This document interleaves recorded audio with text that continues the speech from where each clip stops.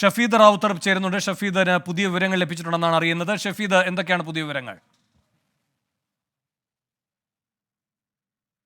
വേണു, നിരാശ തന്നെയാണ്. മറ്റൊന്നും നമുക്ക് ഈ വേളയിൽ ഇവിടെ നിന്ന് പറയാൻ കഴിയുന്നില്ല. ഏറ്റവും ഒടുവിൽ ഈ റെസ്ക്യൂ സംഘത്തിൽ നിന്ന് നമുക്ക് ലഭിക്കുന്ന മെസ്സേജ് അനുസരിച്ച് ശിരൂരിൽ ഇന്നും നമുക്ക് നിരാശയാണ്. നിലവിലുള്ള അടിയൊഴുക്ക് 7 നോട്ടിൽ കൂടുതലാണെന്ന് നേവി സംഘം ഔദ്യോഗികമായി ഇപ്പോൾ സ്ഥിരീകരിച്ചിരിക്കുന്നു. അടിയൊഴുക്ക് 2 നോട്ടിൽ എത്തിയാൽ മാത്രമേ ഡൈവിങ്ങിന് എന്തെങ്കിലും ഒരു സാധ്യതയുള്ളൂ. പക്ഷേ ഗംഗാവാലി നദിയിൽ നിലവിൽ അതിനുള്ള സാഹചര്യമില്ല. നിലവിലെ സാഹചര്യത്തിൽ ഡൈവ് ചെയ്താൽ അപകട സാധ്യതയെന്ന് നേവി പരിശോധനയ്ക്ക് ശേഷം സ്ഥിരീകരിച്ചിട്ടുമുണ്ട്. ഇതാണ് നമുക്ക് ഈ ഡൈവിംഗ്, നേവി ഡൈവിങ്ങുമായി ബന്ധപ്പെട്ട ഇവിടെ നിന്ന് കിട്ടുന്ന ഏറ്റവും latest update.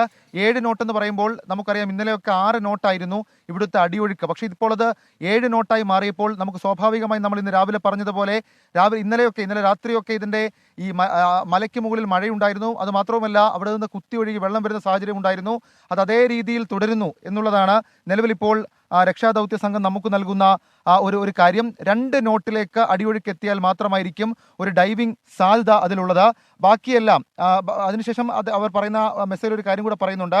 Poor visibility due to muddy water makes drivers blind. അതായത് നമ്മൾ കഴിഞ്ഞ ദിവസങ്ങളിലൊക്കെ പറഞ്ഞതുപോലെ തന്നെ ആ ചെളിവെള്ളം ഇങ്ങനെ ഒഴുകി പോവുകയാണ്, കുത്തി ഒഴുകുകയാണ്. അപ്പോൾ ഈ സാഹചര്യത്തിൽ ഡൈവ് ചെയ്താൽ അവർക്ക് വിസിബിലിറ്റി ഇഷ്യൂ അതുണ്ടാകും എന്നുള്ള കാര്യം കൂടി മെസ്സേജായി പറയുന്നുണ്ട്. അവർ അതിൽ നോട്ട് ചെയ്തിരിക്കുന്ന ഏറ്റവും പ്രധാനപ്പെട്ട കാര്യം near suicidal for divers to attempt under these conditions. അതായത് ഈ സാഹചര്യത്തിൽ ഡൈവ് ചെയ്താൽ അത് ജീവഹാനിക്ക് വരെ സാധ്യതയുണ്ട്, ഡൈവേഴ്സിന് ജീവഹാനിക്ക് വരെ സാധ്യതയുണ്ട്.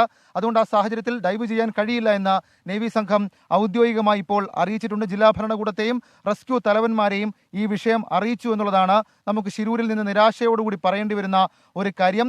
Any positive provided by detection teams critical for diving എന്നുള്ള കാര്യം പറഞ്ഞത്. പക്ഷേ നമുക്കിപ്പോൾ പങ്കുവയ്ക്കാൻ കഴിയുന്ന മറ്റൊരു വിവരം, ഡ്രോൺ പരിശോധന അത് തുടരട്ടെ. അതാണ് റെസ്ക്യൂ സംഘത്തിൽ നിന്ന് നമുക്ക് ഔദ്യോഗികമായി ലഭിക്കുന്ന വിവരം.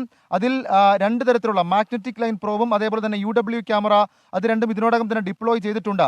അത് ഈ അഡീഷണൽ ഡേറ്റ പോയിന്റുകൾ ക്യാപ്ചർ ചെയ്യാൻ, അഡീഷണൽ സിഗ്നലുകൾ ക്യാപ്ചർ ചെയ്യാൻ നിലവിൽ സംശയമുള്ള 2 സ്പോട്ടുകൾ അത് 3ഉം 4ഉമാണ്.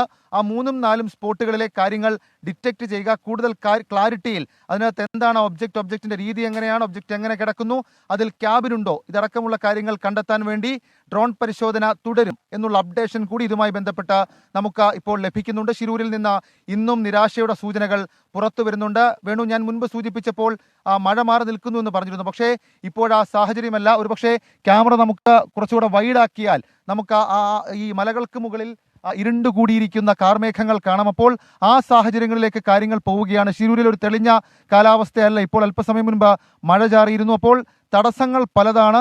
ഇന്നലെയൊക്കെ നമ്മൾ പറഞ്ഞ അതേ തടസ്സങ്ങൾ അതുണ്ട്.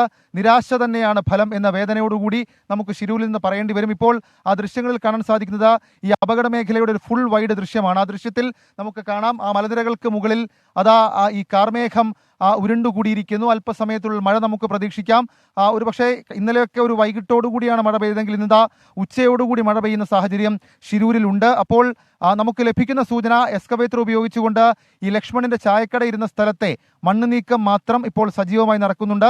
സമാന്തരമായി ഡ്രോൺ പരിശോധന, 2 ആധുനിക സൗകര്യങ്ങൾ കൂടി ആഡ് ഓൺ ചെയ്തുകൊണ്ട് കൂടുതൽ എന്തെങ്കിലും ഡേറ്റ കളക്ഷൻ, ഒരു വ്യക്തത, ഒരു പ്രിസൈസ് ഈ ഒരു സ്വഭാവത്തിൽ എന്തെങ്കിലും കിട്ടുമോ എന്നുള്ള കാര്യം അറിയാൻ ശിരൂരിൽ പരിശോധനകൾ നടക്കുന്നു. അതിനപ്പുറത്തേക്ക് നമുക്ക് പ്രതീക്ഷിക്കാൻ ഇന്നും ഒന്നുമില്ല എന്ന് നിരാശയോടുകൂടി പറയേണ്ടി വരും.